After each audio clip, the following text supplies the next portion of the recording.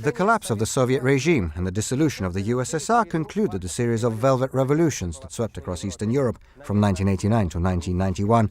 Former dissidents replaced communist functionaries in positions of power.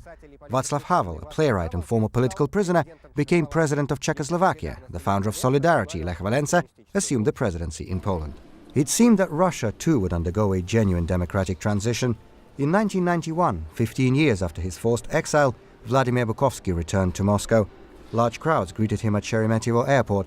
A mass rally was organized in Mayakovsky Square, a symbol of continuity between the dissident movement of the 1960s and a new Russia, freed from communist rule. We still have a lot to do to make sure that the Red Plague does not rise again. We must not flatter ourselves. The dragon is not yet dead. It has been fatally wounded. Its spine has been broken, but it still holds human souls and many countries in its paws.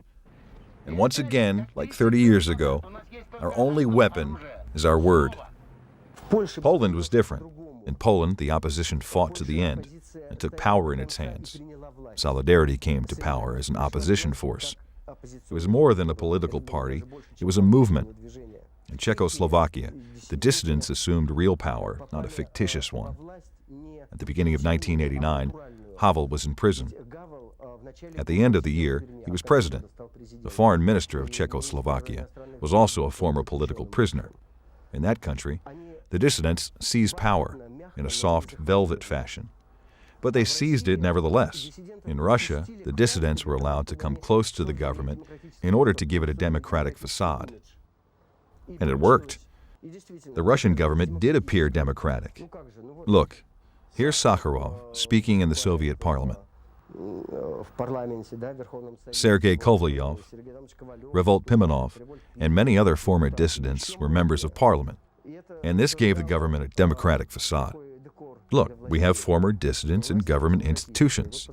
But in reality, it was all fiction. It was not real power. It was only a facade. I was told that a group of members of the Moscow City Council wanted to nominate me for mayor of Moscow.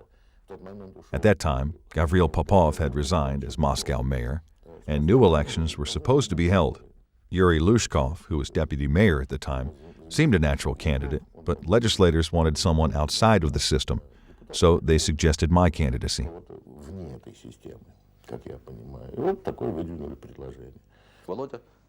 Vladimir Bukovsky really wanted to return to Russia. He personally knew a lot of important people. But in the end, even he was not welcome there. What can be said of the others? Вершина нашей власти использовала нас практично. The leaders of the Russian government used us pragmatically, and I would say cynically. I remember Boris Yeltsin's first trip to the United States as president of Russia. It was a triumphant trip.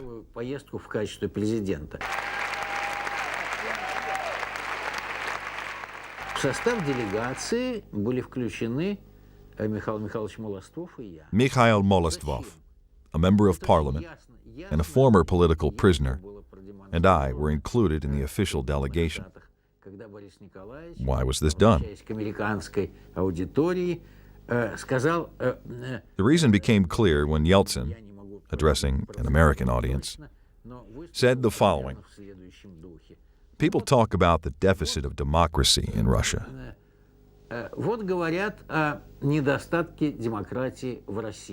But look at these two people. They used to be in prison, and now they are members of the official Russian presidential delegation. Is this not democracy?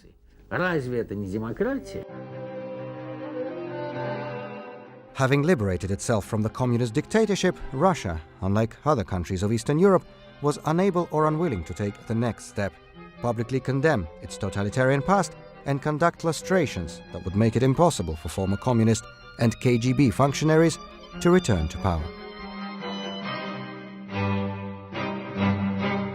Our attempts to convince Yeltsin's government to hold a trial of the Communist Party in the autumn of 1991 were not successful.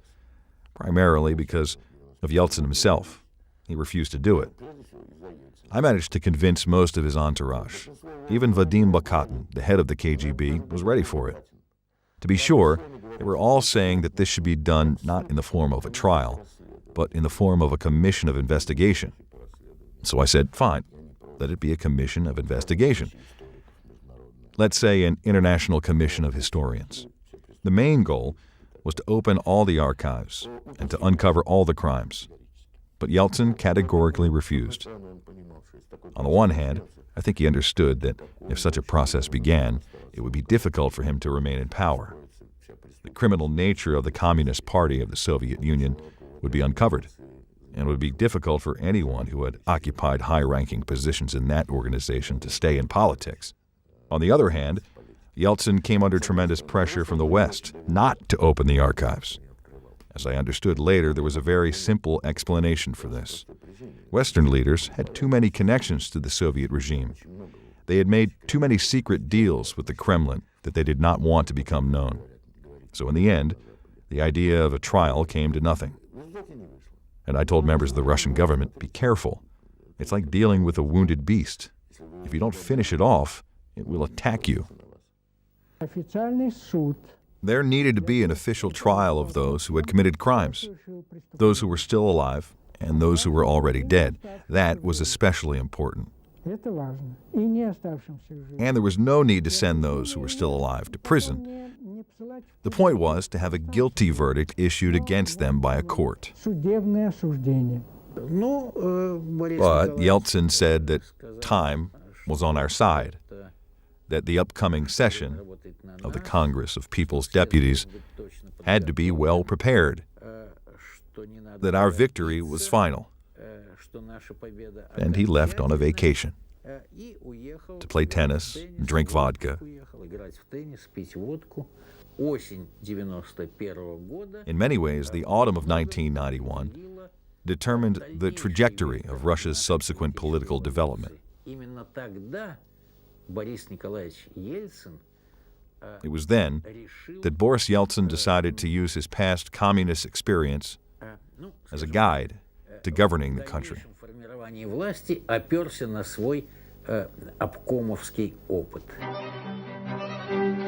The true Democrats who had borne the burden of opposing the communist dictatorship during the most difficult years were not welcome in the new Russia.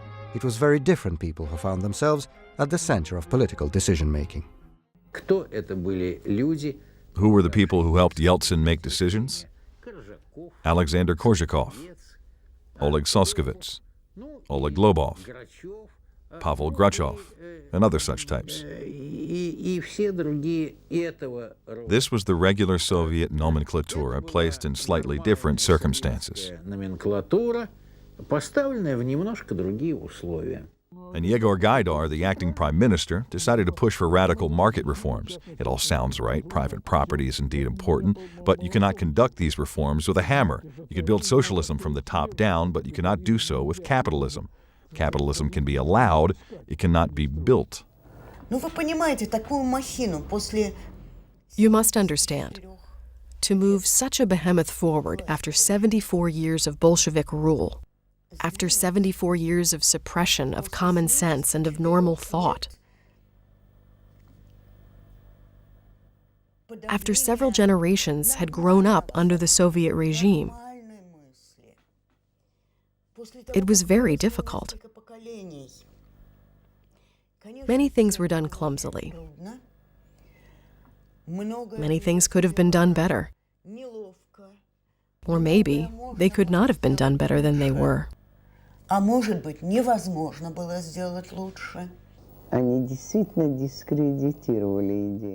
in government in the early 1990s really did discredit the democratic idea, and they bear a great historical responsibility. Not because the reforms of Yegor Gaidar and Anatoly Chubais had adverse effects on society, but because of the lack of morality. These people have destroyed many opportunities for Russia. At first, Russia sprinted toward a market economy and Western liberalism. But it was impossible to overcome so quickly Russia's historical experience, which contradicted these principles and 70 years of Soviet rule. And so disappointment set in. Disappointment both with the market economy, which in reality became a system for plundering Russia's resources, and with Western-style democracy. So it was natural that people increasingly began to think about partially returning to the old ways, about the necessity of a strong hand, a strong leader who would establish order. And people from the former KGB were the most adept. Well, maybe that was the nature of their profession. They were the most adept.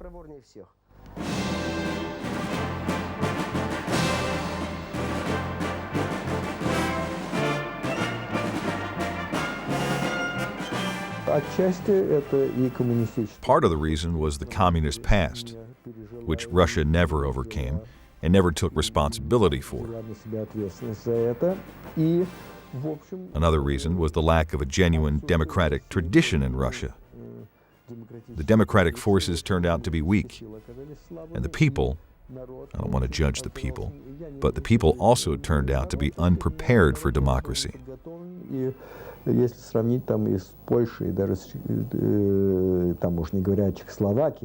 comparison with Poland, Czechoslovakia, and even Ukraine, Russia did not have that critical mass of people who wanted a normal life and were prepared to stand up for it.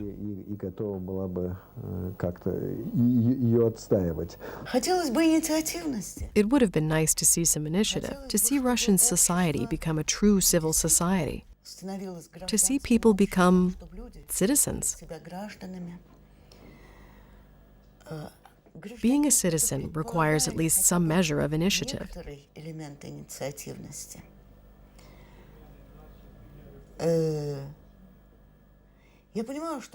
It is, of course, very sad that a KGB lieutenant colonel was elected president.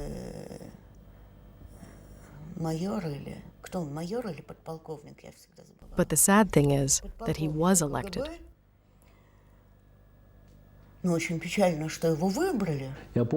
I remember Jean Anouilh's play about Joan of Arc.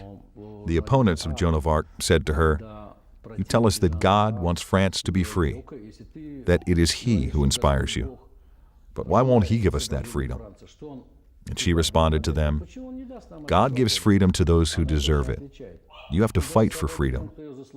Then you will have this freedom in your free hands. If God gives freedom to you as slaves, there's no point in it. You will lose it anyway." Since the beginning of Soviet rule, Russia always went through alternating stages. First, the government introduced military communism. It took everything from people. People stopped working. The economy stopped functioning. Then the government introduced the new economic policy, economic liberalization. People started working again. Then the government took everything away once again, and so it went round in circles. After the collapse of the Soviet Union, there was hope that Russia would leave this vicious cycle. But now we see once again that the Gorbachev-Yeltsin revolution was just another new economic policy, and that we are now back, as it were, to military communism. And it doesn't matter that today there is no ideology and no communists. By military communism, I mean another attempt by the government to take everything away from those who have made money and to reintroduce political control. Putin and his entourage cannot create anything. They cannot build, they cannot engage in business. They can steal Yukos, for example. They can create a vertical of power and introduce bans on everything, but they cannot create anything. In order to stay in power, they need an enemy. Any enemy. That was the same in the Soviet Union. We were always told that we were surrounded by enemies. Those who ruled the country needed enemies in order to present themselves as defenders of the motherland. In this respect, Putin and his team are no different from Soviet leaders. They also want to appear as defenders of the motherland, because only on that basis can they appeal to society. That is why they needed the war in Chechnya. If it had not been Chechnya, it would have been some other region. In order to continue the war, they needed to get rid of its serious critics. So they destroyed the NTV television channel, which presented the most trustworthy and most objective information, and which was the most independent source of news for Russia. Putin does not understand some very important things, and this could lead to very grave consequences for Russia. He does not understand how important it is for Russia's development in all areas to have freedom of information, to have freedom of criticism, including criticism of himself. He does not understand the importance of this. What does a former KGB operative know? He knows what he has been taught all his life, in school, by his elders, by his life experience. He knows how to keep everything under control and how to regulate everything. And that's exactly what he does.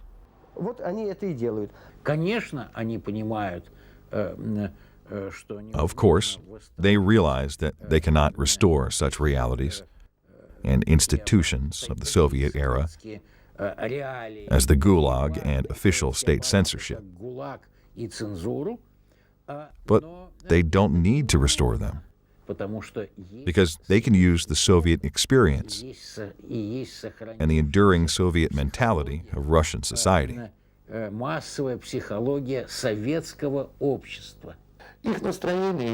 understand where their views come from. These are low-ranking KGB officers who never understood that the collapse of the USSR was inevitable. They still tell one another fairy tales about how the USSR collapsed because of the schemes of the CIA, of the Zionists, of God knows who else. There were no schemes. The USSR collapsed because its economic base was smaller than its political ambitions. It really is simple. The Soviet Union went bankrupt. Of course, the current rulers of Russia, small-minded people with no ideas about statesmanship, do not understand this. More than that, they do not understand that by doing what they do now, they are paving the way for the collapse of Russia itself.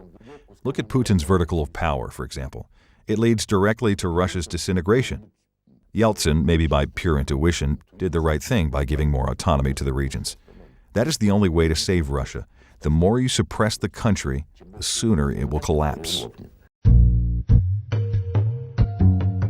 The consolidation of power in the hands of former KGB operatives and the return of many practices of the Soviet era make the experience of the dissidents and their struggle against the Soviet regime all the more important to remember.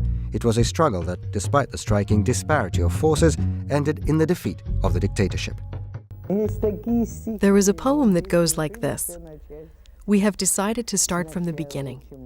The worse it was, the more sure we felt. The war rocked us at railroad stations, and we were like children before it. Today we have to start from the beginning. Go back to samizdat, publish the chronicle of current events, and so on.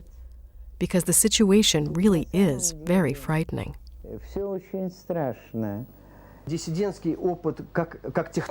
In terms of their techniques, the experience of Soviet dissidents is not relevant today. And thank God for that. Because for now, we still have a certain freedom of the press and of association. It is small, and it is continuously being squeezed and shrunk. But it is still incomparable to what we had in the Soviet period. So, for instance, the experience of samizdat, of gathering and spreading information, and of forming groups to monitor international agreements, such as the Helsinki Accords, and internal laws, is not relevant today. But the spirit of resistance, the spirit of the dissident movement, is certainly needed in today's Russian society.